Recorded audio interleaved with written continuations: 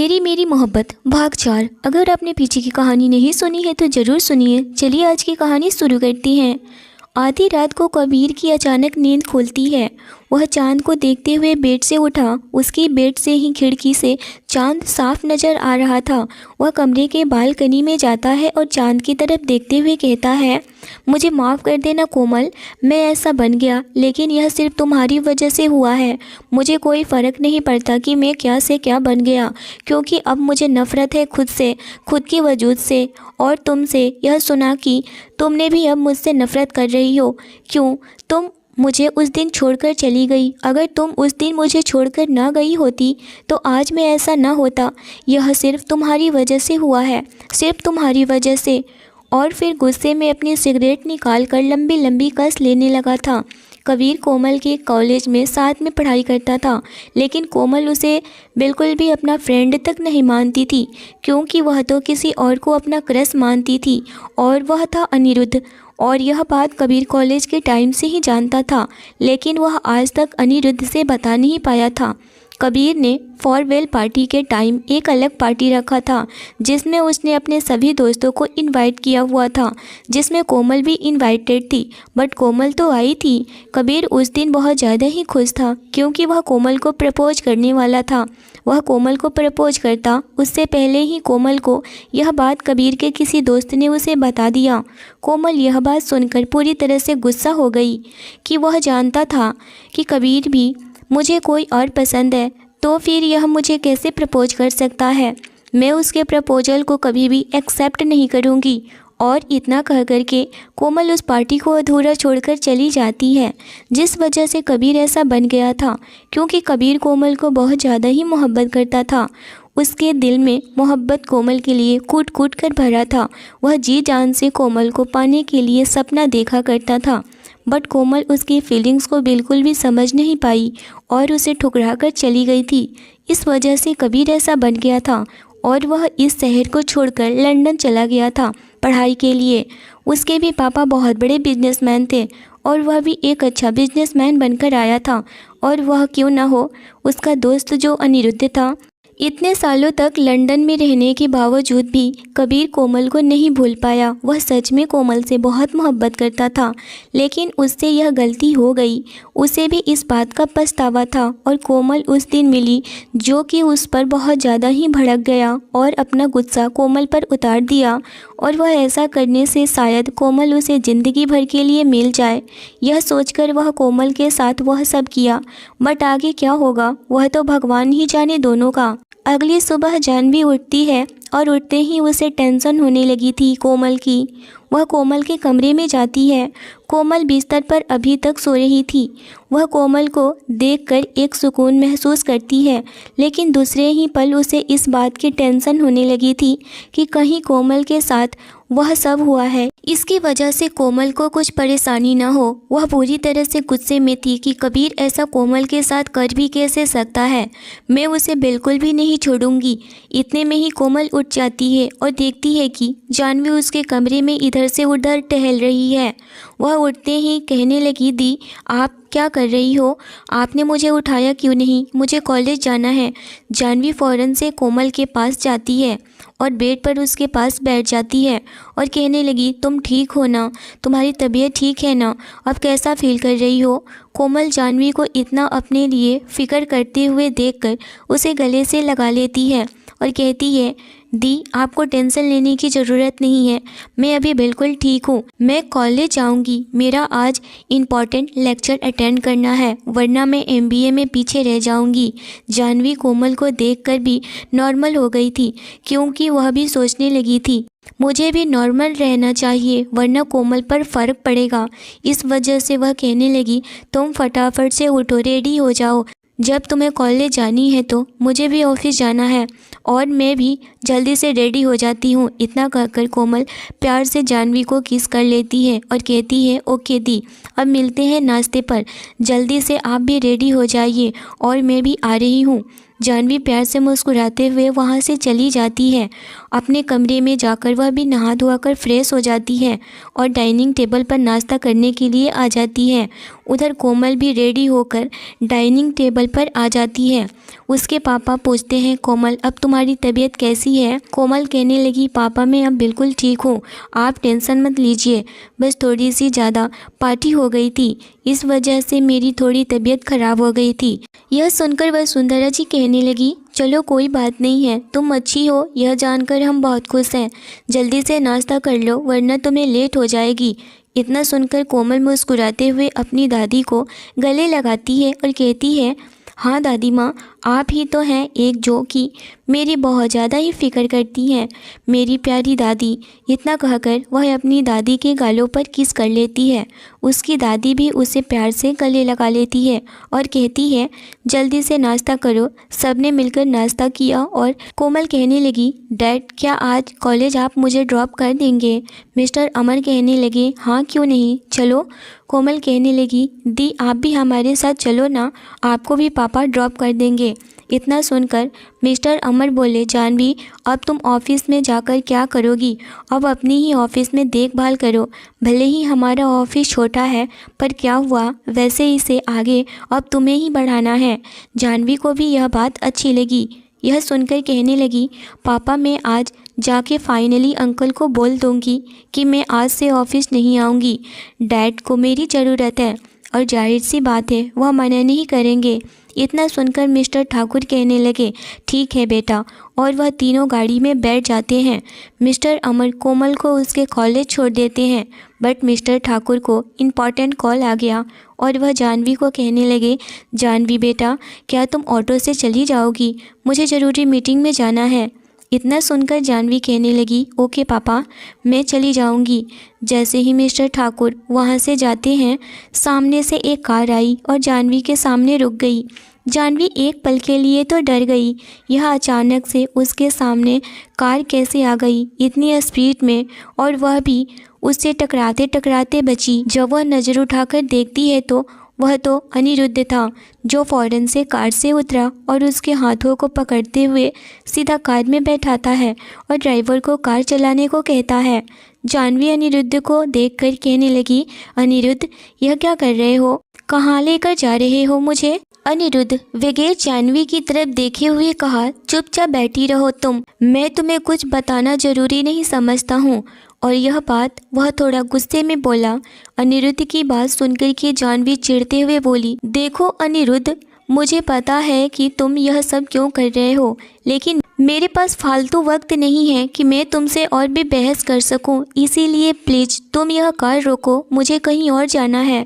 लेकिन अनिरुद्ध जानवी की बात अनसुना कर दिया। इस वक्त अनिरुद्ध की फेस को देखकर जानवी पूरी हैरान थी। कल तक तो अनिरुद्ध बिल्कुल अलग था, लेकिन आज क्यों इस तरह से रिएक्ट कर रहा था और जानवी को गुस्सा आने लगा था। लेकिन अपने गुस्से को कंट्रोल कर ड्राइवर की तरफ देखते हुए बोली, मैंने कहा कार रोको, सुना नहीं तुमने? लेकिन वह ड्राइवर जानवी की बात सुनकर भी अनसुना कर रहा था, जिसे देख करके अब जानवी पूरे गुस्से से बाहर हो जाती है। फिर जानवी गुस्से से अनिरुद्ध को देखते हुए बोली, देखो अनिरुद्ध मैं तुम्हें लास्ट बार कह रही हूँ, कार को रोको वरना मैं इस कार से कूद जाऊँगी। तुम कूद जाओ, मैं भी तो यही चाहता हूँ, तुम मर जाओगी। अनिरुद्ध बगैर किसी भाव के जानवी की तरफ देखकर बोलता है। अनिरुद्ध की बात सुनकर के जानवी का जैसे दिल ही टूट गया हो। उसे भी यकीन नहीं हो रहा था कि यह सब अनिरुद्ध बोल रहा है। क्या उसने इतनी बड़ी गलती कर दी थी? अनिरुद्ध उसके मरने का वेट कर रहा था।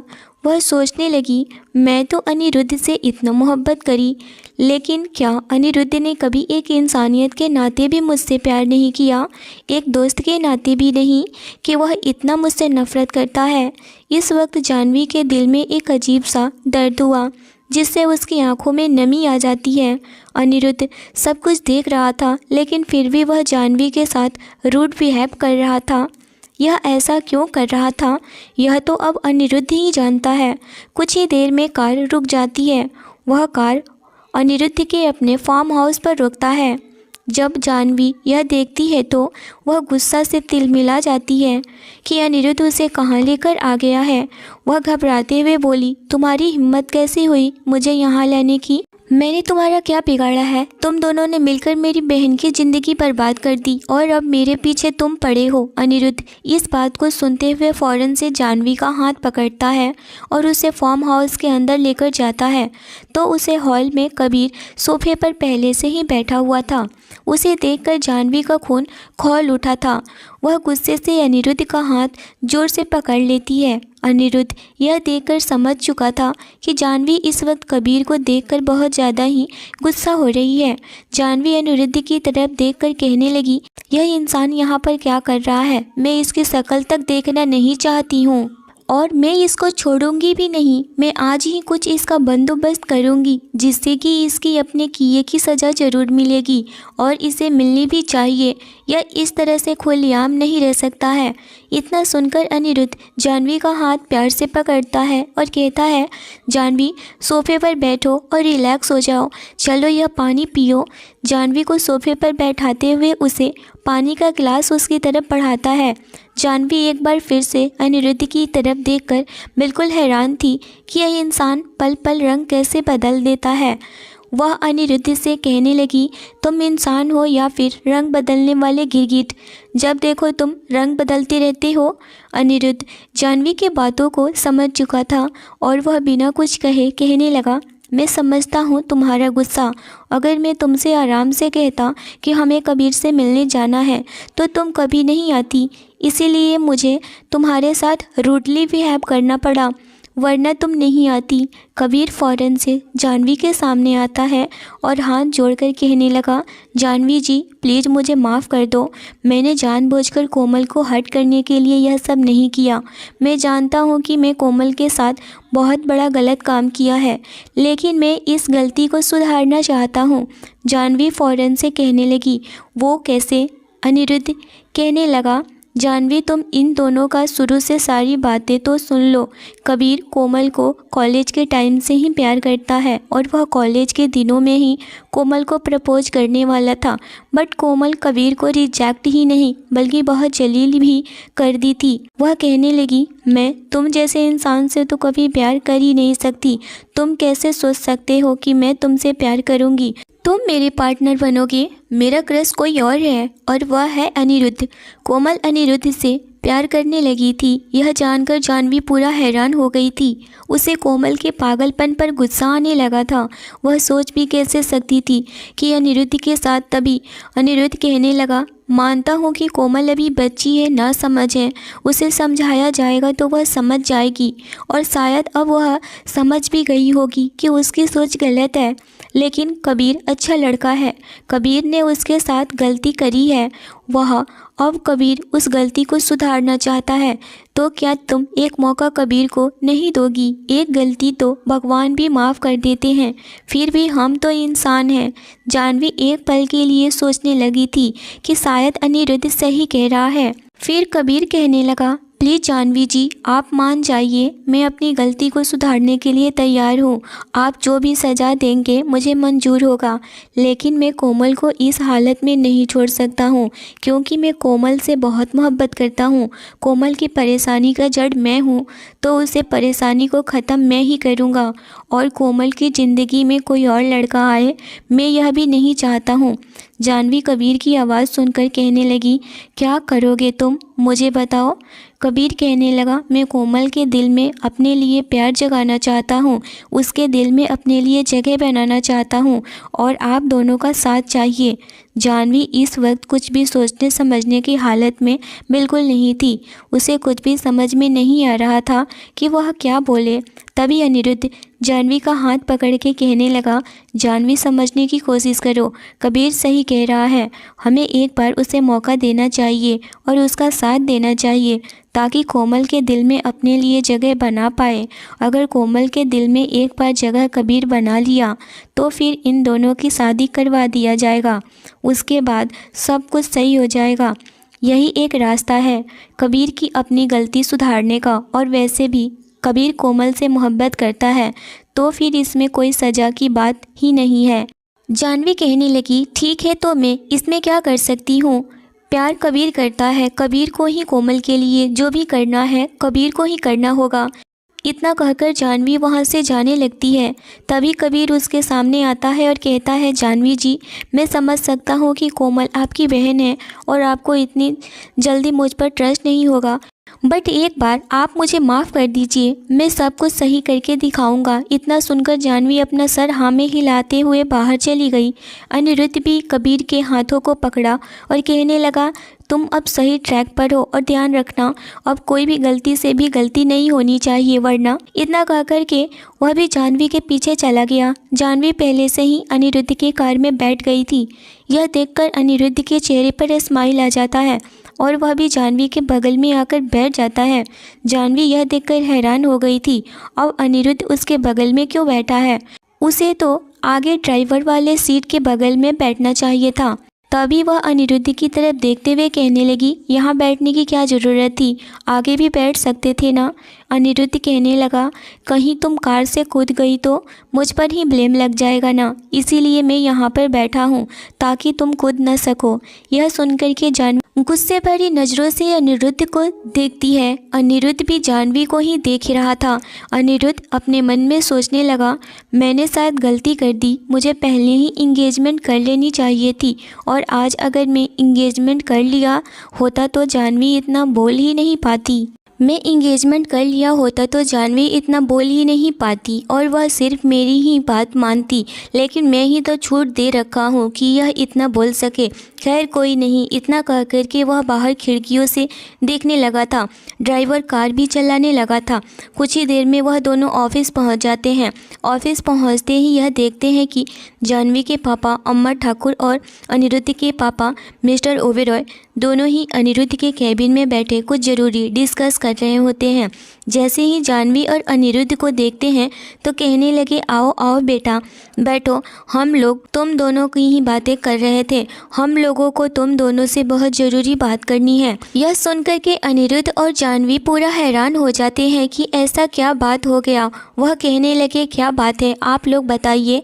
वह भी उन लोगों के पास में बैठ जाते हैं। मिस्टर ओबेरॉय कहने लगे, तुम तो जानवी को पसंद नहीं करते हो और ना ही उससे शादी करना चाहती हो, तो फिर तुम इस ऑफिस को अच्छे से संभालो। आज से जानवी अपनी ऑफिस संभालेगी और इस ऑफिस में नहीं आएगी, क्योंकि अब मिस्टर ठाकुर और मैं 1-2 महीने के लिए बिजनेस ट्रिप पर जाने वाले हैं और वह हमारा जाना बहुत ज़रूरी है और वह ट्रिप पूरी फैमिली का है।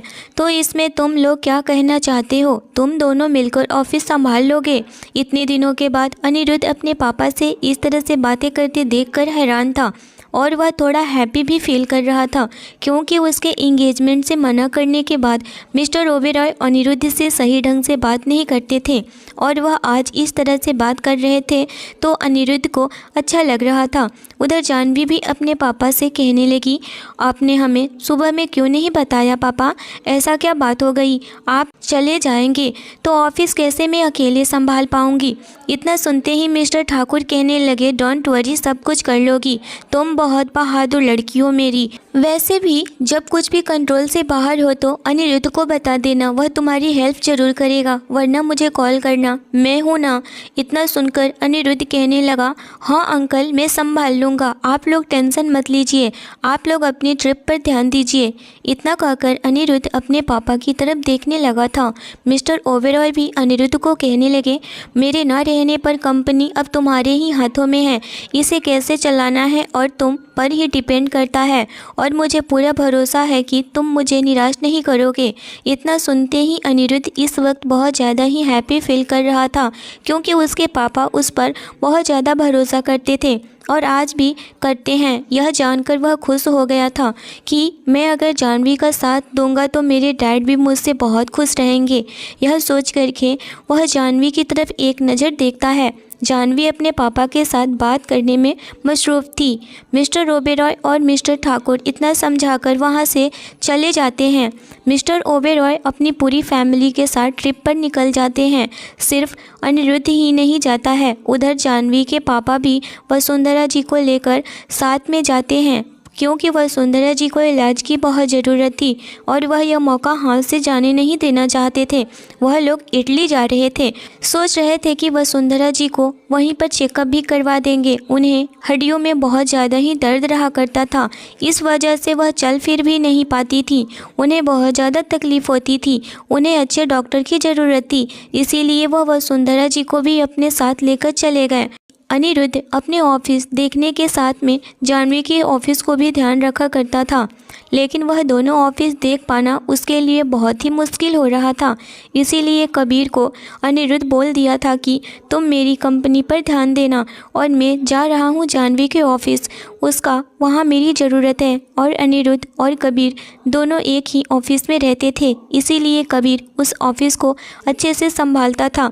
यह सोच करके अनिरुद्ध उसे वह ऑफिस की देखभाल उसके हाथों में दे दिया था।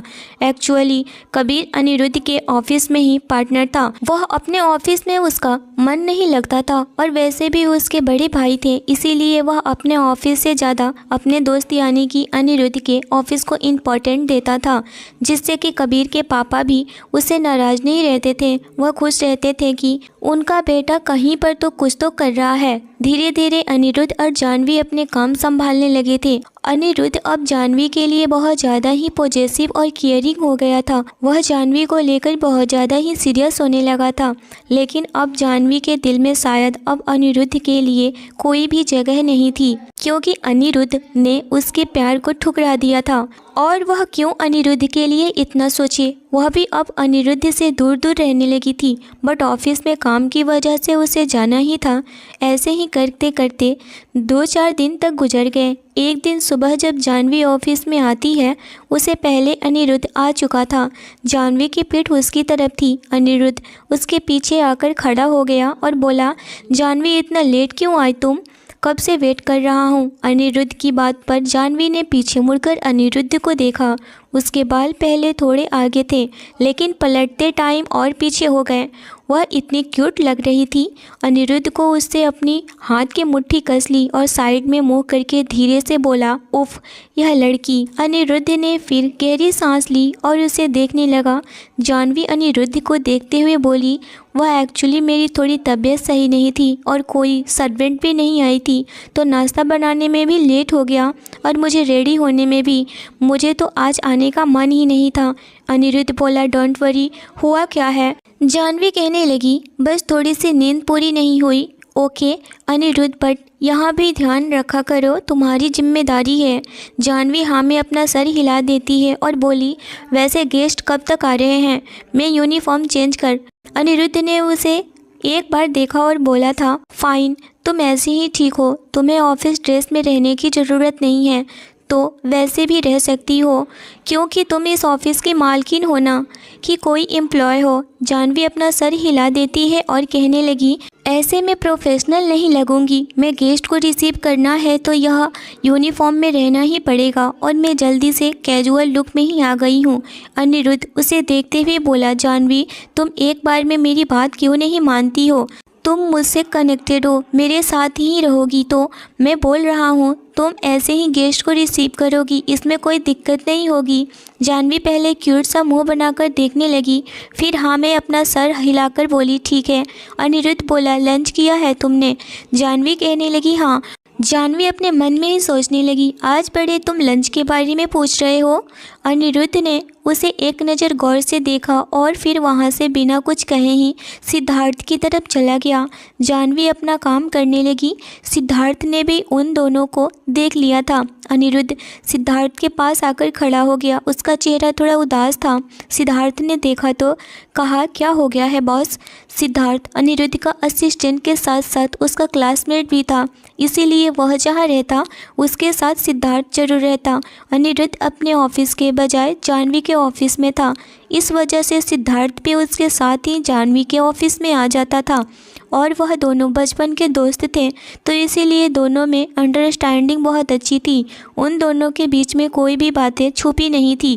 सिर्फ ऑफिस के टाइम में ही दोनों असिस्टेंट और बॉस होते थे, बाकी टाइम वह अपनी दोस्ती पर खूबी निभाते थे।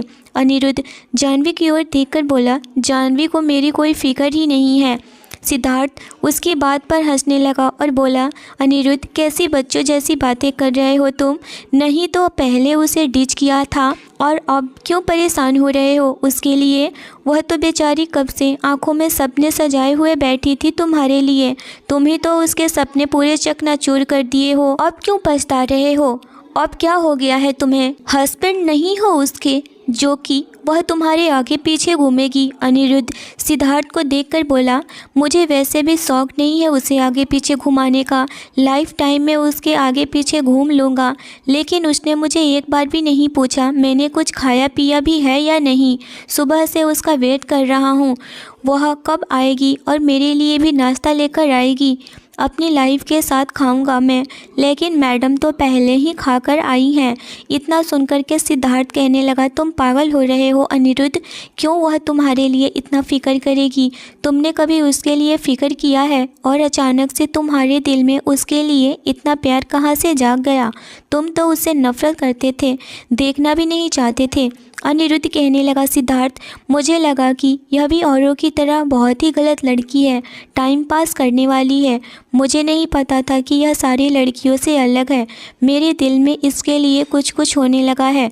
मैं भूल नहीं पा रहा हूँ इसे। तुम तो अच्छे से जानते हो मेरे रवैये को। जिस दिन से मैं उसे रात के बाद जाना है कि इसने मेरे ड्रिंक में कोई भी नशे की दवा नहीं मिलाई है और मैं इसे पनिशमेंट दिया। मैंने इसके हाथों को ज़ोर से दबाया, इसने कुछ नहीं कहा। तब से लेकर के आज तक मैं पछतावे में ही जी रहा हूँ। जब भी मैं जाह्नवी को देखता हूँ मेरा दिल धक से हो जाता है। सिद्धार्थ बड़ी अजीब नज़रों से उसे देखने लगा था। अनिरुद्ध ने उसकी अजीब नज़रें देखी तो घूरते हुए बोला, व्हाट। सिद्धार्थ उसे देखते हुए, वही तो Anirudh. What is wrong with you. यह क्या बचपना कर रहा है तू। वह क्यों ध्यान देगी तुझ पर। उसके लिए तो बस उसके काम में हाथ बढ़ा रहे हो। पहले तो वह दोस्त मानती थी, फिर उसके साथ तुम्हारी सगाई होने वाली थी, लेकिन तुमने उसकी सगाई भी तोड़ दी और फ्रेंडशिप भी। उसके दिल में और तुम्हारे लिए कुछ नहीं है और उल्टा तुम्हारे दिल में उसके लिए अचानक प्यार जागने लगा तो वह बेचारी क्या करे। तो तुम्हारी वह तो बहुत नफ़रत भी सही, गुस्सा भी सही। अब क्या करे। तुम उसे इंगेजमेंट करने वाले थे बट तुमने उसे मना कर दिया और वह लड़की है, उसे भी दर्द होता है। अनिरुद्ध कहने लगा, मैं उसका दोस्त हूँ। सी इज़ माई लव। वह खुद ही ओनर है यहाँ की, वह खुद यहाँ की बॉस लेडी है। उसे समझ जाना चाहिए कि यह स्पेशल है मेरे लिए, लेकिन उसका दिमाग ही काम है। कोई लड़की मेरे साथ ऐसे भी करती है। मैं एक सेकंड में समझ जाता था यह लड़की अप्रोच कर रही है मुझे और मैं उसे 4 दिन से इतनी इम्पोर्टेंट दे रहा हूँ। What she is really special for me. वह समझ नहीं रही है। अब मैं क्या करूं, उसे खुलकर समझाऊं कि मुझे उससे इस तरह के बर्ताव से बहुत ज़्यादा ही मुझे प्रॉब्लम हो रहा है। वह तो मुझे भाव तक नहीं देती है, लेकिन मेरी भी गलती है। जब वह भाव दे रही थी तो मैं उसे इस तरह से भाग रहा था जैसे कि वह मुझे काटने को दौड़ रही है। सिद्धार्थ मुस्कुरा करके अनिरुद्ध के सामने अपनी बाहें करके सीने पर क्रॉस करके बोला, क्योंकि वह तेरी जैसी नहीं है। तू अपना कंपैरिजन तो किसी से कर ही मत। थोड़ा टाइम दे उसे अपनी फीलिंग्स के बारे में बताना, वह थोड़ा कंफर्टेबल हो जाए। पहले तेरे साथ फिर बात करना। अनिरुद्ध लाचारी से बोला, यार नहीं हो रहा है। देखना कितनी खूबसूरत बनकर आई है। आज हार्ट अटैक आते आते बचा है। मुझे ऐसे तो मैं मर जाऊंगा। मैं सोच रहा था कि अब मॉम डैड को बुला ही लूं और उन्हें बता भी दूं मुझे जाह्नवी पसंद है, लेकिन मुझे लग रहा है कि जाह्नवी को थोड़ा वक्त देना चाहिए। इतनी जल्दबाजी ठीक नहीं होगी। कहीं मैंने जो किया था वही जाह्नवी न मेरे साथ कर दे, वह भी मेरे साथ शादी के लिए मना कर दे। इस वजह से अभी उसे टाइम देना होगा। सिद्धार्थ कहने लगा, हाँ तो ठीक कह रहे हो। फिर अनिरुद्ध जाह्नवी की तरफ देखते हुए बोला, लेकिन मैं अपने आप को कैसे कंट्रोल करूं। उसको देखकर मुझे अब कुछ होने लगा है। तुम ही बताओ कि मैं अपने आप को कैसे कंट्रोल करूं। मैं जिस लड़की से गुस्सा होता था, नफरत करता था, आज वही लड़की मेरे दिल और दिमाग में बैठ चुकी है। मैं अपने दिलो दिमाग से उस लड़की को कैसे निकालूं और मैं बता भी नहीं सकता कि मैं उसके लिए क्या फील कर रहा हूं। आगे की स्टोरी नेक्स्ट एपिसोड में आएगा। स्टोरी अच्छी लगी हो तो कमेंट में ज़रूर बताइए। चैनल पर नए हो तो चैनल को ज़रूर सब्सक्राइब करिए। कहानी अच्छी लगी हो तो लाइक और शेयर ज़रूर करिए। Thanks for watching. इस वक्त रुद्र माही के बिल्कुल ऊपर था और उसे आज बहुत ज़्यादा ही सुकून मिल रहा था। ऐसा सुकून जो कि उसकी लाइफ में कभी भी नहीं मिला था। आज उसे वह सुकून पहली बार मिल रहा था और वह पूरी तरह से उसमें खो जाना चाहता था। तभी माही उसे धक्का देते हुए अपने लबों से उसे दूर करती है और बहुत ज़्यादा लंबी लंबी सांस लेने लगती है। उसकी सांसें पूरी तरह से फूल रही थी। यह देखकर रुद्र कहने लगा, अगर तुम मेरी बात नहीं मानोगी तो तुम्हें इसी तरह से सज़ा मिलेगी, समझ गई तुम। इतना कहते हुए वह एक बार फिर से माही के लबों पर अपने लब रख दिया। माही तो बिल्कुल हैरान हो गई। डर की वजह से उसके हाथ पांव कांप रहे थे और उसकी आंखें पूरी तरह से बंद हो गई थी। उसकी पूरी तरह से सिसकियां भी निकल रही थी और वह अपने हाथों से रुद्र को अपने से दूर करने की कोशिश कर रही थी, मगर रुद्र कहाँ उससे दूर होने वाला था। फिर रुद्र को होश आया कि माही अभी वीक है। यह दिमाग में उसके ख्याल आते ही माही को खुद से दूर किया और उसके होठों को देखने लगा। उसके होठ इस वक्त काफ़ी रेड हो चुके थे। इस वक्त माही विदाउट मेकअप में थी और वह अभी भी बहुत ज़्यादा ही खूबसूरत लग रही थी। वह आंखों में आंसू लिए हुए कहने लगी, आपकी हिम्मत कैसे हुई यह सब करने की, मुझे टच करने की, छोड़ो मुझे। रुद्र अभी भी माही का हाथ अपने हाथों में जकड़ा हुआ था और उसे सोफे से लगाया हुआ था। माही बहुत ज़्यादा ही परेशान हो रही थी और उसे गुस्सा भी आ रहा था। रुद्र उसके ऊपर से पूरी तरह से हट गया और कहने लगा, जल्दी से खाना खाओ, वरना अभी वह इतना कह ही रहा था कि माही जल्दी से खाने की प्लेट उठा लेती है और खाने लगी। इस तरह से जल्दी खाते हुए देख कर के रुद्र स्माइल करने लगा। जब तक से माही सारा खाना फिनिश नहीं कर ली तब तक रुद्र उसे ही देखता रहा। रुद्र की नज़रों में बहुत ज़्यादा ही तपिश थी। माही उसके ऐसे देखने से अनकंफर्टेबल सा फील कर रही थी, लेकिन फिर भी किसी तरह से उसने खाना फिनिश किया और कहने लगी, अब तो मुझे मेरी माँ से बात करवा दो ना। इतना सुनते ही रुद्र अपना फ़ोन निकाला और अंजना जी को कॉल कर दिया और वह फ़ोन का स्पीकर ऑन कर दिया। माही बोली, हेलो माँ। अंजना जी माही की आवाज़ सुनकर के हैरान हो गई और उन्हें बहुत ज़्यादा ही खुशी मिल रहा था कि मेरी बेटी सही सलामत है। वह कहने लगी, कहाँ हो बेटा, मैं तुम्हें कहाँ कहाँ नहीं ढूंढा, मैं बहुत परेशान हो गई थी। लोग कह रहे थे कि तुम तो लड़कों के साथ भाग गई, मुझे यकीन नहीं हो रहा था। तुम कहाँ हो बेटा। इतने सारे सवाल के बाद भी अंजना जी अभी शांत नहीं हुई और वह आगे कुछ कहती, तभी माही कहने लगी, बस बस रुक जाओ मेरी एक्सप्रेस, मैं बिल्कुल ठीक हूँ। अभी वह इतना बोली ही थी कि अंजना जी कहने लगी, मुझे पता है कि तुम ठीक हो और तुम इस वक्त किसी काम के सिलसिले में बाहर हो। मुझे सब पता है। तुम्हारे बॉस ने मुझसे मिलने आए हुए थे, मिस्टर रॉय, और उन्होंने ही मुझे सब कुछ बताया है और यह बात भी बोले थे कि मैं आपको माही से बात भी कराऊंगा। तुम कैसी हो माही, तुम ठीक हो तो हो ना। माही कहने लगी, माँ बिल्कुल ठीक हूँ मैं, आप मेरी टेंशन बिल्कुल भी नहीं लीजिए। आप कैसी हैं, आपकी तबीयत ठीक तो है ना। अंजना जी कहने लगी, हाँ बेटा मैं बिल्कुल ठीक हूँ। इस वक्त अंजना जी के आंखों में सिर्फ आंसू ही थे और वही हाल माही का भी था। इन 5 दिनों में जो भी उसके साथ हुआ है वह अपनी माँ को चीख चीख कर बताना चाहती थी, मगर वह चाहकर भी नहीं बता रही थी और वह अपने आंसू को पोंछते हुए कहने लगी, मैं बिल्कुल ठीक हूँ बेटा, तुम अपना ध्यान रखना और अच्छे से काम करके जल्दी से मेरे पास आ जाओ। मैं यहीं मुंबई में ही हूँ। बहुत अच्छा है तुम्हारा घर बेटा और मैं तुम्हारा वेट कर रही हूँ। तुम्हारे बॉस ने ही मुझे बताया कि तुम्हें अपनी कंपनी के थ्रू यह अपार्टमेंट मिला है। माही इस सब चीज़ों के बारे में कुछ भी नहीं जानती थी। यह सब तो रुद्र माही से बिना बताए ही किया था।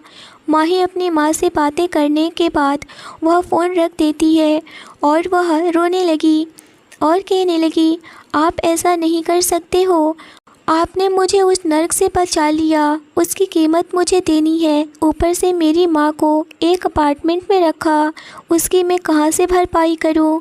मुझे कुछ भी समझ में नहीं आ रहा है। प्लीज़ मुझे जाने दो ना, मुझे मेरी माँ से मिलना है, उन्हें अपनी आँखों से देखना है। मैं अपनी माँ के बिना एक दिन भी नहीं रह पाती हूँ, उन्हें बिना देखे। प्लीज़ आप समझने की कोशिश क्यों नहीं करती हो? और इतनी मेहरबानी दिखाने की मुझ पर क्या ज़रूरत है? इतना कहते हुए वह रुद्र को गौर से देख रही थी। रुद्र भी इस वक्त माही को ही देख रहा था और कहने लगा, तुम जानना चाहती हो कि मैं इतना सब कुछ क्यों किया है? मैं तुम्हारे लिए किया हूँ, समझी? क्योंकि तुम मुझे पसंद हो, हर कीमत पर मैं तुम्हें पाना चाहता हूँ। I want you. इतना सुनना था कि माही की आंखें पूरी तरह से फटी की फटी रह गई और वह कहने लगी, ऐसा नहीं हो सकता है। आखिर मुझ में ऐसा क्या है जो आप अभी वह इतना ही बोली थी कि रुद्र उसके करीब आया और उसके हाथों को पकड़ के बेड पर बिठाया और कहने लगा, देखो माही, मैं ज़्यादा बोलने वाला नहीं हूँ, एक बात ध्यान से सुन लो। जो मैं कह रहा हूँ वही सही है, मैं एक ही बात को दोहराता नहीं हूँ। और सच में मैं तुम्हारा बॉस हूँ और तुम मेरी असिस्टेंट हो। कल से तुम्हें मेरे ऑफिस चलना होगा, मेरे साथ में, हमेशा अपने साथ तुम्हें रखना चाहता हूँ, समझी तुम? इतना कह कर के उसने फिर से उसके ऊपर झुकने की कोशिश किया, पर वह पूरी तरह से माही की तरफ झुकता उसकी फ़ोन की रिंग बजने लगी। वह आंखें बंद कर लिया और दांत पीसते हुए कहने लगा, इस कमबख्त को भी इसी वक्त बजना था। और माही से दूर होते हुए ही उसने फ़ोन रिसीव किया। वह फ़ोन प्रताप का था। रुद्र कहने लगा, बको, क्या बकना चाहते हो? तुम्हें तो डिस्टर्ब करने की आदत हो गई है ना? कहने लगा, जल्दी बको, मेरे पेट में चूहे दौड़ रहे हैं, समझ रहे हो ना? मुझे भूख लगती है तो क्या होता है, मैं वहाँ खा भी नहीं पाया था यहाँ आने के चक्कर में। चलो जल्दी बको। प्रताप कहने लगा, सर, वह बनवारी आपको ढूंढ रहा है। रुद्र गुस्से में अपनी मुठिया कस लिया और कहने लगा, ढूंढने दो, देखते हैं आगे क्या करता है वह। मुझे तो पता ही था कि यह होने वाला है। वह ऐसा नहीं मानेगा, वह ऐसे नहीं मानेगा। इतना कह कर के वह फ़ोन कट कर दिया बिना प्रताप के जवाब सुने ही। इधर माही सोचने लगी, रुद्र अभी तक नहीं खाया है, मतलब कि वह माही को खिलाने के लिए आया, उसके साथ खाने वाला था, मगर मैं नाटक की और वह रुद्र नहीं अभी तक खाया है। रुद्र फिर से माही के करीब आया और बैठ गया और कहने लगा, क्या सोचा है तुमने? माही कहने लगी, आप पहले यहाँ से जाइए और खाना खाइए, मैं कल अपना फ़ैसला सुनाऊंगी। रुद्र कहने लगा, तुम फ़ैसला सुनाने वाली मुझे कौन होती हो? मैं तुम्हें फ़ैसला सुनाता हूँ कि कल तुम ऑफिस चलोगी। इसी तरह से तो तुम्हारी पैसे चुकता होंगे ना? इतना कहकर के वह वहाँ से जाने लगा और जाते हुए दरवाजे के पास से पीछे मुड़कर फिर से बोला, रेडी रहना कल। मैं अब यह बात बार बार नहीं बोलने वाला हूँ, समझी तुम? और हाँ, दवाई अच्छे से खाना। मैं नहीं चाहता हूँ कि तुम्हारी तबीयत ख़राब हो और तुम्हारी तबीयत की वजह से मेरा काम डिस्टर्ब हो जाए, मेरा एम्प्लॉय बीमार पड़े और मैं घाटा में हो जाऊँ। इतना कहकर वह वहाँ से चला गया। माही गुस्से में पैर पटकते हुए कहने लगी, यह इंसान मुझे छोड़ क्यों नहीं देता है? मैं इसका क्या बिगाड़ा है जो कि ज़बरदस्ती मेरे पीछे पड़ा हुआ है? मैं इस वक्त किसी भी इंसान को देखना पसंद नहीं कर रही हूँ, मैं तो खुद ही अपनी ज़िंदगी के साथ लड़ रही हूँ। पर दूसरी तरफ फिर से सोचने लगी, अगर मैं यहाँ रही तो बनवारी का खतरा तो नहीं रहेगा ना, और ना ही कोई और का, सिर्फ इसी बंदे का तो मुझे खतरा है। पर इसने तो 2 दिन हो गए, इसने बहुत कुछ किया है मेरे साथ, मुझे बहुत डर लग रहा है इससे। और यह अपने ऑफिस में भी जॉब दे रहा है, फिर यह सब करने में क्या जाता है? इस वजह से मेरी माँ भी अच्छे से यहाँ रहेगी, उस रिमी और आकाश से दूर, और मैं भी सुकून से रहूँगी और सारा पैसा भी इस इंसान का चुकता कर दूँगी। यह सोच कर के माही कहने लगी, हाँ, यह सही रहेगा, मुझे इसकी बात मान लेनी चाहिए। और सोचने लगी, वह कल ऑफिस जाएगी, पर वह पहनेगी क्या? उसके पास तो कोई कपड़ा भी नहीं है ढंग के, वह तो सिर्फ एक दो कपड़े थे जो रुद्र की बहन का था, वही माही पहन रही थी। माही यही सोचते हुए सो गई। सुबह के 9 बज रहे थे। रुद्र पूरी तरह से ऑफिस के लिए रेडी हो गया और वह अपने कमरे से निकला। कहने लगा, कमला कहाँ है माही? अभी तक वह टेबल पर क्यों नहीं आई? कमला कहने लगी, मैडम तो वॉशरूम में अभी शावर ले रही हैं, पर उनके पास तो कोई कपड़े ही नहीं हैं, वह कैसे ऑफिस जाएंगी? इतना सुनते ही रुद्र एक कॉल करता है और उसके कॉल करते ही 5 मिनट के बाद ही एक आदमी आता है जिसके हाथ में बैग होता है। रुद्र कहने लगा, इसे लेकर जाओ और माही को दे दो। कमला वह बैग लेती है और माही के कमरे में चली जाती है। माही इस वक्त शावर लेकर के आ चुकी थी। कमला जैसे ही उसके कमरे में एंटर करती है, माही देखकर कहने लगी, यह क्या है? कमला बोली, मैडम यह सर ने आपके लिए दिया है, इसमें आपके कुछ ज़रूरी सामान है, आप देख लीजिए खुद ही। इतना कह कर के वह बैग रखते हुए चली गई। रुद्र ऑफिस चला गया क्योंकि उसे ऑफिस टाइम से जाना पसंद है। वह लेट हो रहा था, पर माही के लिए दूसरी कार और ड्राइवर को अलग से बोल चुका था कि मैडम को लेकर ऑफिस आना, और कमला को भी बता चुका था। माही जब बैग खोलती है तो उसमें बहुत सारे उसके टाइप के ड्रेस थे और उसे ड्रेस के अकॉर्डिंग ही earrings, hair band, heels, bangles और भी एक्सेसरीज थे। माही यह देख कर के खुश हो गई क्योंकि आज उसे कुछ ढंग के कपड़े मिले थे। उसने एक वाइट कलर की बहुत ही खूबसूरत चूड़ीदार फ्रॉक सूट निकाली और चेंजिंग रूम में जाकर चेंज कर ली। वह उस सूट में बहुत ज़्यादा ही खूबसूरत लग रही थी। ड्रेसिंग के सामने आकर उसने अपना हल्का मेकअप किया, ब्राउन आँखों में काजल लगाया, न्यूड लिपस्टिक लगाई और माथे पर एक बिंदी। वह इतनी ही मेकअप में बहुत ज़्यादा ही खूबसूरत लग रही थी। हाथों में मैचिंग कलर की चूड़ियाँ और कान में ईयरिंग्स और पैरों में हील्स जो कंफर्टेबल था। रुद्र ने उसके हिसाब से सब कुछ अरेंज कर दिया था और वह खुद यह सारा अरेंज करने के लिए शॉप पर गया हुआ था। शॉप वाले ने ही भिजवा दिया था, वह कल ही आते हुए ही यह सब कुछ अरेंज किया था। रुद्र माही को देखने के लिए परेशान हो रहा था। वह बहुत गुस्सा हो रहा था कि मुझे थोड़ी देर रुक जाना चाहिए था। वह रेडी होकर आ तो जाती ना, सबसे पहले मैं तो देखता ना उसे। इतना सोचते हुए उसका ऑफिस आ गया और उसकी कार रुक गई। वह अपने सोचों से बाहर निकला और एक राजा की तरह अपने ऑफिस में एंटर किया। जब माही रेडी होकर के नीचे आती है तो देखती है रुद्र वहाँ नहीं है। कमला से पूछती है, कहाँ है तुम्हारे साहब? कमला कहने लगी, मैडम सर तो चले गए और वह आपके लिए एक कार और ड्राइवर छोड़ गए हैं, वह ड्राइवर आपको ऑफिस छोड़ देगा। माही एक गहरी सांस ली और आगे कदम बढ़ा दी। तभी कमला कहने लगी, मैडम आप आज बहुत ज़्यादा ही खूबसूरत लग रही हैं, किसी की नज़र न लगे। और इतना कहकर वह अपने आँखों से काजल निकालकर माही के कान के पीछे लगा दिया और उसके गालों को सहला कर कहने लगी, मैडम आप नाश्ता तो कर लीजिए। यह देखकर माही की आंखों में आंसू आ गए। वह कहने लगी, नहीं लेट हो रहा है, शायद मैं काफ़ी लेट हो जाऊंगी, मैं उधर ही मैनेज कर लूँगी। माही के पास तो अपना फ़ोन भी नहीं था कि वह रुद्र को कॉल करके पूछ सके वह अकेले कैसे आए। मगर फिर जब वह बाहर निकली तो बाहर ड्राइवर कार के साथ खड़ा था और जैसे ही माही को देखा ड्राइवर कहने लगा, मैडम मैं आपको लेकर ऑफिस चलता हूँ, सर ने आपको छोड़ने को कहा है। यह सुनकर माही कार में पीछे बैठ जाती है और वहाँ देखती है कि कुछ रखा हुआ था जो कि एक गिफ्ट की पैकेजिंग में था। ड्राइवर भी ड्राइविंग सीट पर बैठ गया। तभी माही कहने लगी, भैया यह किसका है? यह शायद गलती से किसी का छूट गया होगा या फिर आपका कहीं यह तो नहीं है ना?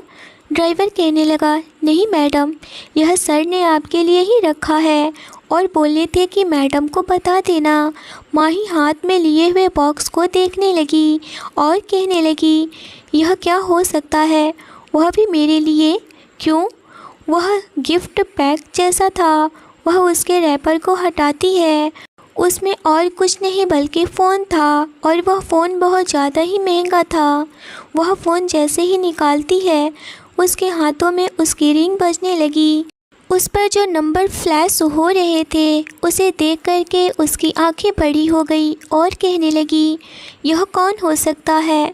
वह फ़ोन रिसीव करती है, अभी वह हेलो बोलने वाली होती है कि तभी रुद्र कहने लगा, इतनी देर मुझे ऑफिस में कोई आए मुझे बिल्कुल भी पसंद नहीं है। तुम आ रही हो या फिर अरे हाँ, मैं तो भूल ही गया, तुम्हारे हाथ में फ़ोन है, मतलब कि तुम आ रही हो। ठीक है, इतना कह कर के वह फ़ोन कट कर दिया। माही कुछ भी बोल नहीं पाई थी, बस वह चुपचाप रुद्र की बातें सुनती रह गई। उधर रुद्र अपने कैबिन में बहुत परेशान इधर से उधर टहल रहा था कि कब माही आए और उसे देखे, पर क्यों परेशान था उसे यह भी नहीं पता था। वह अपने दिल को बहुत ही रोकने की कोशिश कर रहा था, मगर उसका दिल कहाँ मानने वाला था। कुछ ही देर में माही रॉय इंडस्ट्री पहुंच गई। ड्राइवर ने कार को रोका और बोला, मैडम यह है सर का ऑफिस, आप जा सकती हैं। माही कार से बाहर निकली और वह अपने नज़रें ऊपर उठाकर देखती है। बहुत बड़ी सी बिल्डिंग थी, उस पर जो बोर्ड लगे हुए थे वह बहुत ही बड़े अक्षरों में रॉय इंडस्ट्री लिखी हुई थी। माही का गला सूख रहा था कि पता नहीं क्या होगा। इतनी बड़ी कंपनी में काम का एक्सपीरियंस बिल्कुल भी नहीं था उसके पास। वह डरते हुए अंदर कदम बढ़ाने लगी। रुद्र ने गार्ड से बोल चुका था कि एक लड़की आने वाली है जो कि बिल्कुल इंडियन लुक में होगी, उसे बिल्कुल रोकना नहीं। गार्ड भी इस वक्त माही को देखकर समझ गया कि सर इन्हीं मैडम के बारे में बात कर रहे होंगे, क्योंकि आज तक तो यहाँ लड़कियाँ बहुत आई थी, मगर इस ड्रेसअप में तो कभी भी कोई लड़की मैंने नहीं देखा। आज पहली बार इतनी संस्कारी लड़की को मैं देख रहा हूँ। वह माही को देख कर के गार्ड स्माइल करते हुए कहने लगा, वेलकम मैडम। माही कहने लगी, थैंक यू सर। गार्ड माही के बात सुनकर हैरान था और कहने लगा, यह तो मेरा ड्यूटी है मैडम, आप जा सकती हैं, क्योंकि आज से पहले कोई भी उस गार्ड को सर नहीं बोला था और उसने शुक्रिया अदा भी की। जैसे ही माही आगे कदम बढ़ाती है, वहाँ पर रिसेप्शनिस्ट थी। माही रिसेप्शन पर नहीं जाती है, वह सीधा आगे बढ़ती जाती है और वह माही को देखकर रोक दी और कहने लगी, आप अंदर नहीं जा सकती हैं मैडम, क्या आपने सर से अपॉइंटमेंट लिया है। माही ने ना में सर हिला दी। वह लड़की कहने लगी, सॉरी मैम, आप अंदर नहीं जा सकती हैं। रुद्र अपने कैबिन में ही सीसीटीवी कैमरे में सारा कुछ देख रहा था। माही को देखकर वह पूरी तरह से खो चुका था। माही इस वक्त पूरी तरह से इंडियन लुक में थी। वह बहुत ज़्यादा ही खूबसूरत लग रही थी। वहाँ ऑफिस की सारी लड़की बहुत ही शॉर्ट ड्रेस में वहाँ पर इधर से उधर घूम फिर रही थी। यह देखकर के माही को थोड़ा अजीब लगा और वह मन में सोचने लगी, ऐसी ऐसी लड़कियाँ ऑफिस में हैं, फिर भी इस इंसान को मुझे क्यों परेशान करना है। इस इंसान को तो कोई भी लड़कियाँ आसानी से मिल जाएगी। अभी वह इन सब में खोई हुई थी कि तभी एक लड़की माही के पास आई और कहने लगी, मैडम आपका ही नाम माही गिल है ना। माही ने हाँ में सर हिलाई और कहने लगी, तो चलिए आपको सर बुला रहे हैं। रिसेप्शनिस्ट कहने लगी, रीता तुम कहाँ लेकर जा रही हो, इनके पास सर का कोई भी अपॉइंटमेंट नहीं है। रीता कहने लगी, इसकी कोई ज़रूरत नहीं है, सर खुद इन्हें बुलाए हैं। माही ऑफिस के अंदर जाने लगी। बाकी वहाँ सारे एम्प्लॉय, वह सारे फीमेल हो या फिर मेल हो, सब माही को अजीब निगाहों से देख रहे थे, जैसे कि माही अलग जोन से आई हो। उसे बहुत ज़्यादा अजीब लग रहा था। वह लड़की रीता रुद्र की असिस्टेंट थी, मगर अब वह असिस्टेंट नहीं रही, एक एम्प्लॉय बन चुकी थी, क्योंकि माही उसके बदले में थी। रीता कहने लगी, मैडम यही है सर का कैबिन, आप अंदर जा सकती हैं। माही हाँ में सर हिलाई। वह लड़की वहाँ से चली गई। माही इस वक्त बहुत ज़्यादा डर रही थी। रुद्र का कैबिन का डोर अपने कांपते हाथों से खोला और वह अंदर चली गई। अंदर इस वक्त चेयर से सर को टिका करके आंखें बंद करके बैठा हुआ था रुद्र, और बस उसकी आंखों के सामने अभी माही ही दिख रही थी। माही उसके सामने आई और कहने लगी, काम बताइए मुझे क्या करना है। रुद्र अपनी आंखें खोलता है और सामने माही को देखा। अभी माही उसके दिमाग में ही आंखों के सामने चल रही थी। माही तो उसके सामने थी। माही को देखकर एक पल के लिए तो रुद्र खुद में ही भूल गया कि माही क्या कह रही है। वह अपने चेयर से उठा और माही के पास धीरे धीरे कदम बढ़ाने लगा और कहने लगा, तुम इतनी खूबसूरत हो सकती हो, मैं जानता तक नहीं था। रुद्र इस वक्त बिजनेस शूट में था। वह मैरून कलर का ब्लेजर और वाइट शर्ट और जीन्स पहने काफ़ी ज़्यादा ही हैंडसम और कूल लुक दे रहा था बंदा कि कोई भी लड़की उसे देखकर उस पर फिदा हो जाए। पर वह तो फिदा सिर्फ माही पर हो रहा था। इस वक्त माही पीछे कदम बढ़ाने लगी।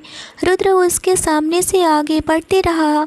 माही की आंखें बड़ी हो गई और वह कुछ कह पाती, तभी उसके पीछे दीवार था। वह उससे टकरा गई। रुद्र उसके पास आया और दीवार से अपना हाथ टिकाकर कहने लगा, तुम्हें किसने हक दिया है इतना खूबसूरत दिखने का, बताओ। माही इस बात का कोई भी जवाब नहीं दे पा रही थी। उसे बिल्कुल समझ नहीं आ रहा था कि यह पागलों जैसा सवाल कौन कर सकता है। तभी रुद्र कहने लगा, बोलो, चुप क्यों हो। तभी वह होश में आया और कहने लगा, यह मैं क्या कर रहा हूँ, आज उसका पहला दिन है। अगर मैं ऐसा खुद पर काबू खो दूंगा तो वह यहाँ से जा सकती है और मैं उसे जाने नहीं देना चाहता हूँ। मुझे खुद पर काबू रखना होगा। वह फ़ौरन से उससे दूर हुआ और कहने लगा, तुम्हें आने से पहले डोर नॉक करना चाहिए था। इतना कहकर के वह पीछे पड़ा और अपने चेयर के पास जाने लगा। तभी माही कहने लगी, मुझे माँ के पास जाना है, मैं माँ से मिलना चाहती हूँ, तब मैं कंटिन्यू यह जॉब कर सकती हूँ और मैं अपनी माँ के पास ही रहूँगी और मैं धीरे धीरे अपना पैसा भी चुका दूँगी। इतना सुनते ही रुद्र कहने लगा, मैं तो तुम्हें यही बोलने वाला था कि तुम अपनी माँ के अपार्टमेंट में ही रह सकती हो, मगर हाँ, एक बात ध्यान में रखना, मेरी नज़र तुम पर और तुम्हारी माँ पर हमेशा रहेगी। तुम यहाँ से भागने की कोशिश भी नहीं कर सकती हो, समझी तुम। माही कहाँ जाने वाली थी। माही भी तो यही चाह रही थी कि वह यहीं रहे, क्योंकि उस जगह पर जाना फिर से वह नरक भरी जिंदगी गुजारेगी। माही धीरे से अपना सर हाँ में हिलाई। रुद्र यह कहते हुए एक कॉल किया और उसने रीटा को बुलाया। कुछ ही देर में रीटा कैबिन के अंदर आई और कहने लगी, क्या बात है सर। रुद्र ने बोला, जाओ इन्हें काम समझा दो। माही वहाँ से चली गई और जाकर के एक डेस्क पर बैठ गई। रीता उसे सारा काम समझा दी। अभी भी रुद्र का जी नहीं भरा था। माही को देखे बिना वह रह नहीं पा रहा था। वह बाहर अपने कैबिन से निकल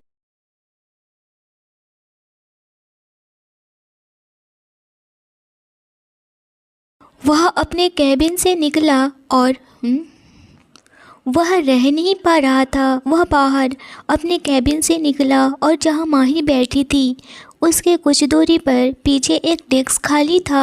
वह वहां पर बैठ गया और एक एम्प्लॉय से कहने लगा, जाकर मेरे कैबिन से मेरा लैपटॉप लेकर आओ। वह बोला, ओके सर, अभी लाया। रुद्र लैपटॉप खोलकर उसकी आड़ में बस माही को घूरे जा रहा था और इस बात से बेखबर माही पूरा मन लगाकर अपना काम कर रही थी। वह पहले भी ऑफिस में काम कर चुकी थी, जिस वजह से उसे थोड़ी बहुत एक्सपीरियंस थी। धीरे धीरे करके माही को रहते हुए 1 महीने हो गए थे। बनवारी और माही का सामना नहीं हुआ, क्योंकि बनवारी रुद्र के करीब कई बार आने की कोशिश किया और नहीं माही के करीब आने दिया उसे, मगर रुद्र ने उसे खुद से मिलने ही नहीं दिया और वह यहाँ से दूर ही रखा उसको। पर रुद्र अभी लगातार माही पर ही पूरे दिन नज़र रखता था और माही उसे न सिर्फ अपनी खूबसूरती और अच्छे ख्यालात को बल्कि अपने काम और अपने टैलेंट से भी रुद्र का दिल जीत लिया था। माही ने रुद्र के कैबिन का दरवाज़ा नॉक करते हुए बोली, मे आई कम इन सर। रुद्र बोला, हाँ। माही बैठते हुए, सर याद है ना, आज हमें होटल प्लाजा जाना है एक मीटिंग के लिए। यह सुनकर के रुद्र बोला, उसकी सारी डिटेल्स है ना तुम्हारे पास। माही बोली, यस सर, फ्रांस में न्यू क्लाइंट्स आने वाले हैं और इस डील से कंपनी को बहुत फ़ायदा होने वाला है। रुद्र ने वॉच देखते हुए कहा, अच्छा कितने टाइम है वह मीटिंग में। माही ने बोला, अगले 1 घंटे में सर, और यहाँ से होटल प्लाजा का रास्ता 40 मिनट लग जाएंगे। हमें फ़ौरन निकलना होगा। रुद्र ने गाड़ी की ली और अपना चश्मा उठाकर कहा, तो चलो चलते हैं फिर। यह बोलते हुए वह दोनों गाड़ी की तरफ बढ़ गए। माही भी अब रुद्र के साथ नॉर्मल रहने लगी थी। वह सिर्फ काम कर रही थी अपना। रुद्र और माही होटल प्लाजा पहुंच चुके थे। मीटिंग शुरू हो चुकी थी। तभी माही का सर में चक्कर आने लगा। रुद्र ने उसे देखा तो पूछा, what happened, are you fine Mahi? Mahi ने अपना सर एक हाथ से पकड़े हुए कहा, नथिंग सर, बस थोड़ा सर में पेन है। आप लोग कंटिन्यू करिए, मैं थोड़ी देर में आती हूँ। रुद्र ने कहा, श्योर। माही जैसे ही बाहर आई तो किसी से ज़ोर से टकराई। जैसे ही गिरने वाली थी, उस लड़के ने माही को संभाल लिया। वह उसकी बाहों में झूल गई। एक पल के लिए तो जैसे लम्हा वहीं रुक गया। दोनों की आंखें मिली तो मिला ही रह गया। वह करीब 25 साल का लड़का। उसने ब्लैक शर्ट पहनी हुई थी, grey denim jacket, black jeans, आंखों पर काला चश्मा, हाथ में एक ब्रेसलेट टाइप चैन। वह इतना हैंडसम और चार्मिंग लग रहा था कि वह माही से नज़र हटाना भी भूल गया। तो वह लड़का वहीं जिसकी बाहों में माही गिरी हुई थी, अपने दूसरे हाथ से चश्मा उतार कर एक टक उसे देखने लगा। माही ने स्काई ब्लू कलर की सिलिकॉन प्लेन की कुर्ती पहनी हुई थी, गर्दन में चिपका हुआ शिफॉन दुपट्टा, टखनों से ऊपर तक स्काई ब्लू ट्राउजर, ऊंची हील के सैंडल, कानों में बड़े बड़े मैचिंग झुमके, एक हाथ में स्काई ब्लू कलाई भर के चूड़ी। वह लड़का माही से नज़र हटाना भी भूल गया था, क्योंकि वह लग ही रही थी किसी प्रिंसेस की तरह। किसी से कितनी देर ऐसे ही गुजर गई तो दोनों झट से अलग खड़े हो गए, पर दोनों के होठों पर जैसे एक स्माइल रुक सी गई थी। उस लड़के ने धीमी आवाज़ में माही से पूछा, आपको कहीं लगी तो नहीं? You okay? कहते हुए वह माही को ही देख रहा था, जो अपने हाथ की उंगलियां मसल रही थी। उसके सवाल पर जवाब दी माही ने, नहीं नहीं, मैं ठीक हूँ। आप ठीक हैं? यह कहते हुए वह उस लड़के को देखे जा रही थी। कुछ तो ऐसा था उस लड़के में जो माही की नज़र उस पर है टिकी रही। उसकी मासूम सी काली आंखें और चेहरे पर एक भोलापन था। कुछ तो हो रहा था माही को उसे देखकर। इस लड़की का नाम आयुष था। वह अकेली था। घर में सिर्फ उसकी माँ और वह था। आयुष सिर्फ काम में लगा रहता था और उसकी माँ उसकी शादी के लिए फोर्स करती रहती थी। और वह हमेशा बोलता था, माँ अभी प्यार नहीं हुआ है तो शादी कैसे कर लूँ। उसे सच्चे प्यार की तलाश थी और शायद वह तलाश माही पर ख़त्म हो सकती थी या नहीं, यह तो वक्त ही बताएगा। आयुष ने स्माइल करते हुए कहा, मैं भी ठीक हूँ, हाय आई एम आयुष। यह कहते हुए वह अपना हाथ माही की तरफ बढ़ाया। माही ने अपना हाथ बढ़ाया। वह भी अपना हाथ मिलाते हुए कहा, हेलो आयुष, मैं माही। फिर दोनों ही मुस्कुराने लगे। माही ने अपना हाथ आयुष के हाथ में खींचते हुए कहा। माही ने कहा, ओके फिर मैं चलती हूँ, बाय। यह कहते हुए माही वहाँ से चली गई तो वही आयुष माही को देखते ही रह गया। तभी मीटिंग ख़त्म करके वह सीधा घर आ गई थी। रात हो गई थी। थकी हारी वह अपने बिस्तर पर लेट गई, पर आयुष का चेहरा उसकी आंखों से जा ही नहीं रहा था। बस उसी के बारे में सोचे जा रही थी। उसकी मासूम सा चेहरा जैसे आंखों में बस गया था, जा ही नहीं रहा था। वह अपने ख्यालों में खोई हुई थी। देखा रुद्र की कॉल थी। उसे देखकर माही ने हैरानी से सोचा, इस टाइम रुद्र क्यों फ़ोन कर रहे हैं, सब ठीक तो है ना। यह सोचते हुए उसने कॉल पिक कर ली और ईयरफोन कान में लगाते हुए कहा, हेलो सर, इतनी रात हो गए हैं, सब खैरियत तो है ना। तभी उधर से रुद्र ने परेशान आवाज़ में कहा, दरअसल मुझे तुम्हारी हेल्प चाहिए। माही, एक इमरजेंसी है, क्या तुम करोगी? माही ने बेड से टेक लगाते हुए कहा, जी जी बोलिए। रुद्र बोला, दरअसल एक बहुत ही इम्पॉर्टेंट इवेंट ऑर्गेनाइज करना है और टाइम बहुत कम है और काम ज़्यादा है। उस रिलेटेड कुछ डिस्कस करना है और कुछ हेल्प भी चाहिए। क्या तुम अभी ऑफिस आ सकती हो? रुद्र की बात सुनकर माही उठ बैठी। उसने परेशान आवाज़ में कहा, इस टाइम पर? अभी तो रात के 11 बज रहे हैं। मैं सुबह सवेरे आ जाऊंगी। मैं इस टाइम नहीं आ सकती हूँ, मम्मी परेशान होंगी। इस वक्त माही के जवाब पर रुद्र की मुठिया खींच गई। फिर उसने गहरी सांस लेकर अपना गुस्सा कंट्रोल करके नम आवाज़ में कहा, नहीं, काम जल्द शुरू करना है तो डिस्कस और तैयारी अभी करनी होगी ना, इसीलिए अभी आना होगा तुमको। और अगर तुमको यह जॉब चाहिए तो तुमको अभी आना होगा, और मेरे पैसे भी तो तुम्हें देने हैं ना।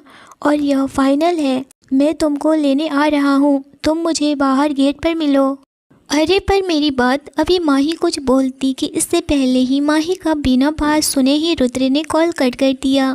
माही मन ही मन बड़बड़ाते हुए बोली, अजीब इंसान है, रात के 11 बजे कौन बुलाता है, ऊपर से धमकी भी दे रहा है, खड़ूस कहीं का। यह कभी नहीं बदलने वाला है, मुझ पर हमेशा जोर ज़बरदस्ती ही करेगा। माही गुस्से में ज़रूर थी, पर रुद्र की नीयत से अनजान थी। थोड़ी देर में रुद्र माही को लेने उसके घर पहुंच गया था। काम तो सिर्फ बहाना था, उसे तो सिर्फ माही को अपने सामने रखना था। वह जब माही घर से जा रही थी तो अंजना जी कहने लगी, रात के 11 बजे बेटा कहाँ जा रही हो? माही कहने लगी, माँ मुझे अर्जेंट जाना होगा, कल अर्जेंट पार्टी ऑर्गेनाइज करनी है तो उस पर कुछ डिस्कस करना है। मैं बहुत जल्द आ जाऊँगी, आप बिल्कुल भी टेंशन नहीं लीजिए, आप आराम करिए। रुद्र ऐसा नहीं था, पर माही को मिलने के बाद वह बदल गया था। वह बस माही को जी भर के देखना चाहता था। दोनों ऑफिस पहुंच चुके थे और रुद्र के कैबिन में एक चेयर पर माही बैठी थी और रुद्र अपनी चेयर पर बैठा था। वह उसके सामने बैठी थी और लैपटॉप देख रही थी, और वह बस कभी डायरेक्टली और कभी इनडायरेक्टली उसी को देखे जा रहा था। तभी रुद्र ने देखा माही के चेहरे पर कुछ बाल की लटे आ रहे थे जो उसे लैपटॉप पर काम करने में परेशानी कर रहे थे। वह अपनी चेयर से उठा और माही के चेयर के पीछे उसके ऊपर झुककर बोला, यह देखो, यह वाला डेकोरेशन कैसा रहेगा, वीआईपी हैं, सेलिब्रिटी आने वाले हैं। इतना बोलकर के वह माही के ऊपर झुककर उसकी गर्दन पर अपना सर टिका दिया। माही के हाथ पर हाथ रखकर कंप्यूटर में उसे कुछ दिखाने लगा, पर माही उसकी इस बात से अनजान थी। धीरे धीरे रुद्र ने उसके गाल पर आई लटों को हटा दी। माही के इतना करीब होते ही रुद्र के दिल की धड़कन तेज हो गई। वह जैसे खुद पर बेकाबू होने लगा। उसने माही के हाथों पर अपने हाथ रखा और उसे डिजाइन दिखाने लगा। माही के बाल रुद्र की सांसों को महका रहे थे। उसको देखते ही प्यास जो थी उसकी कम नहीं हो रही थी। वह पूरा दीवाना हो गया था। रुद्र खुद को कंट्रोल नहीं कर पाया और वह उसके गोद में बैठ गया और उसके लबों पर रब करने लगा।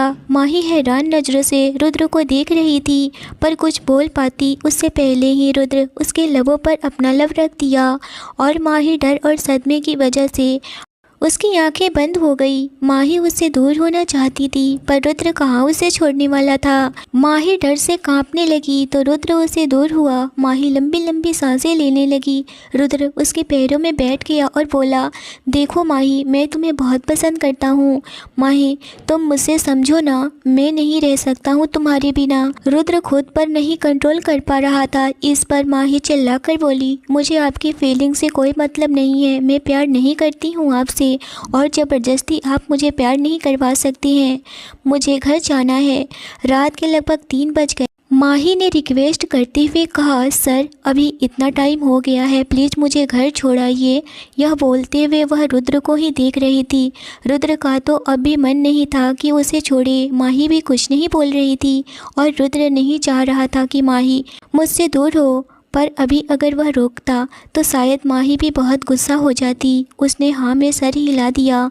फिर वह माही को घर ड्रॉप कर गया और वह जैसे पहले माही को ट्रीट कर रहा था, अब वह पहले काफ़ी बदल चुका था। कुछ अलग नज़रिए से माही को देखने लगा था और उसे माही से एक अलग सा लगाव होने लगा था। इधर 3-4 दिन हो गए थे। माही आयुष का चेहरा भूल नहीं पा रही थी।